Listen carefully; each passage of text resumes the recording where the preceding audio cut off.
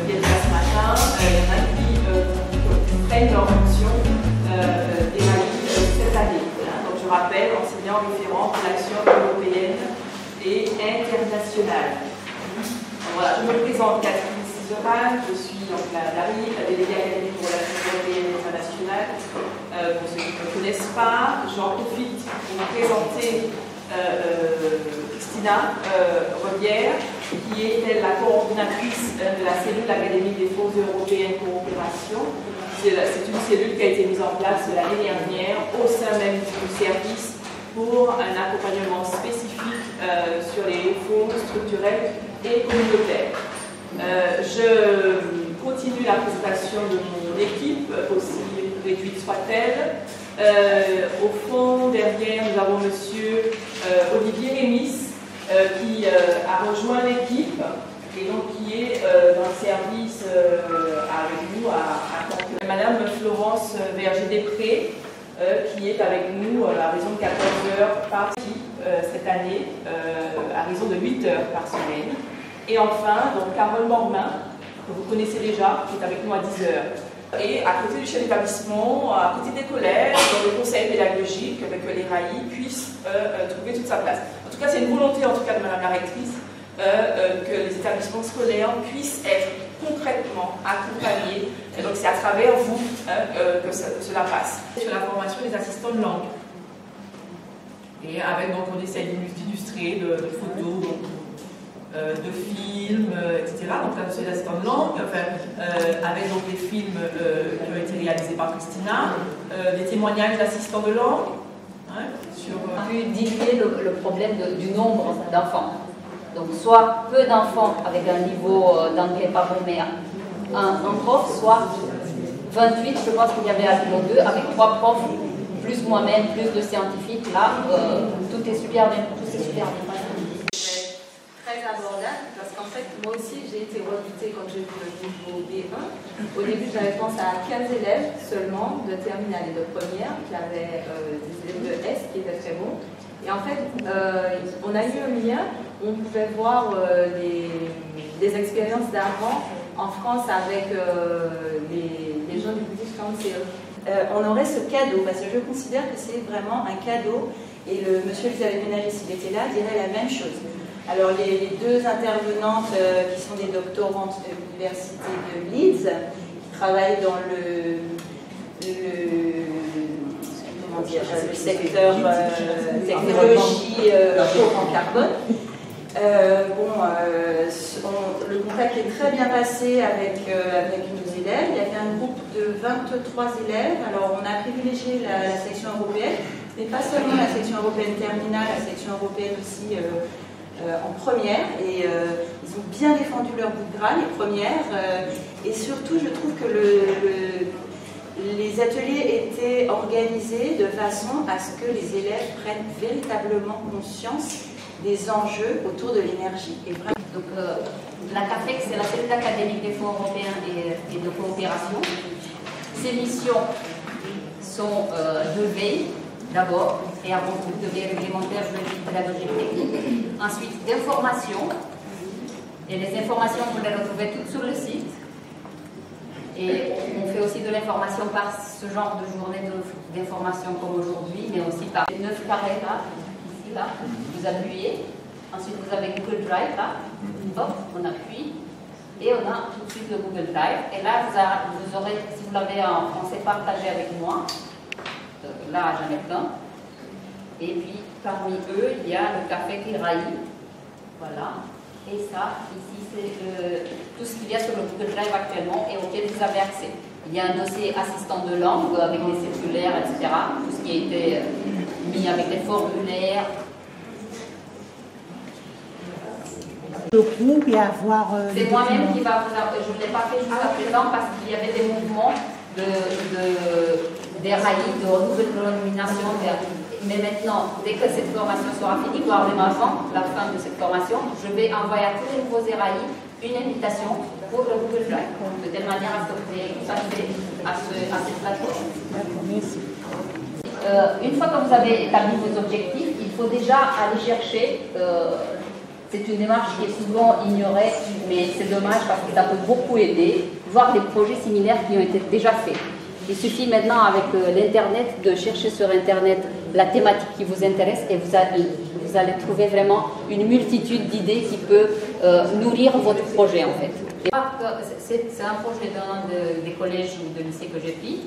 Il faut savoir que vous pouvez éteindre cette thématique. Il ne faut pas vous limiter à ça. Moi, je suis partie de cette thématique-là de telle manière à ce que vous ayez un point de départ qui puisse servir ensuite dans vos établissements qui sont déjà en train de porter ces projets. Parce que le thème écologique, j'ai vu qu'il est présent dans plusieurs établissements.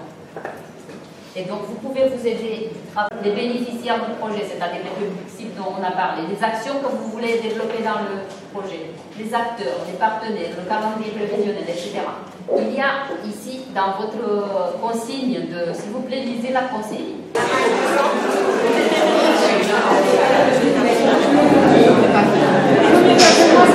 Et donc, je vais passer tout à l'heure pour les questions. Le projet. Vous allez avoir un peu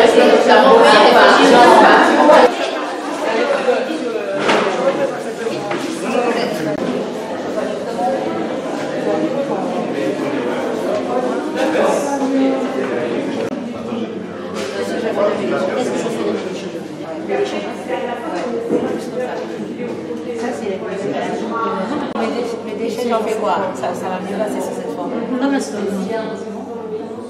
Vous pensez?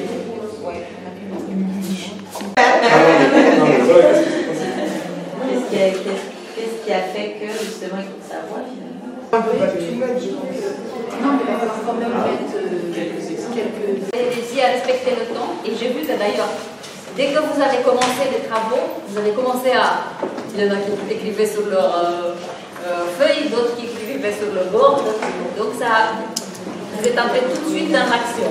Donc je voulais vous féliciter pour la manière dont vous avez réussi à faire ce saut dans si peu de temps, alors qu'on ne s'est pas vu, au moins avec moi, depuis janvier.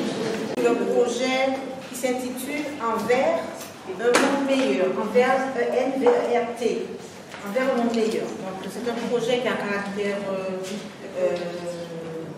écologique, développement durable. C'est sur l'éducation à la citoyenneté. Alors, c'est un projet global qui est parti d'un constat. Donc, nous avons constaté que la communauté scolaire, de manière générale, fait preuve de manque de civisme, ne trie pas les déchets. Donc, par rapport à cela, nous avons constaté que l'environnement était dégradé. Donc, nous inscrivons ce projet dans le cadre de l'éducation à la citoyenneté et au développement durable. En fait, par contre, de vigilance, c'est un aspect qui est nouveau dans l'évaluation des projets européens. C'est prendre, aussi bien j'ai vu sur Erasmus+, que sur du FSE-FEDER, c'est prendre en considération les risques. Ils obligent, et d'ailleurs c'est une bonne action, c'est pas une lourdeur supplémentaire, ils obligent les porteurs de projets à penser qu'est-ce que je pourrais avoir comme risque, afin de pouvoir penser avant qu'ils arrivent, comment je vais les solutionner, comment je vais... L'organisation d'un séjour linguistique et culturel en Angleterre. Alors, le porteur pédagogique et le porteur financier sont l'établissement scolaire. Le contexte, c'est un nouveau projet mobilité dans le cadre de l'ouverture à l'international de l'établissement. Donc, ça s'inscrit dans le projet de l'établissement. Les objectifs du projet, donc, comme c'est un voyage, un séjour linguistique et culturel, sur le plan linguistique, c'est avoir un vocabulaire spécifique, l'accent régional, que les élèves se familiarisent avec l'accent régional, enfin les accents régionaux, l'enrichissement de leur vocabulaire personnel, donc tout ça, c'est l'amélioration du niveau de la langue. Un projet, je fixe un objectif et ensuite je décris une action. Ou en activité, comme c'est en fait les enseignants ont comme terme plutôt activité. Et attention, parce que si vous annoncez sur le projet, peu importe que ce soit Erasmus+, ou FSE, ou FEDER, ou quoi que ce soit, vous mettez un objectif, mais il n'y a aucune action qui va retrouver, ça ne va pas passer, enfin, ça vous apporte pas des points et ça peut même vous enlever des points dans l'évaluation du projet. Puisque justement, ils vont dire, ils ont mis plein d'objectifs, mais en fait à la fin, les actions, on voit que ça peut pas, il n'y a pas un reflet entre les deux. Donc à chaque fois que vous mettez un objectif, pensez à quelles actions vous pouvez faire.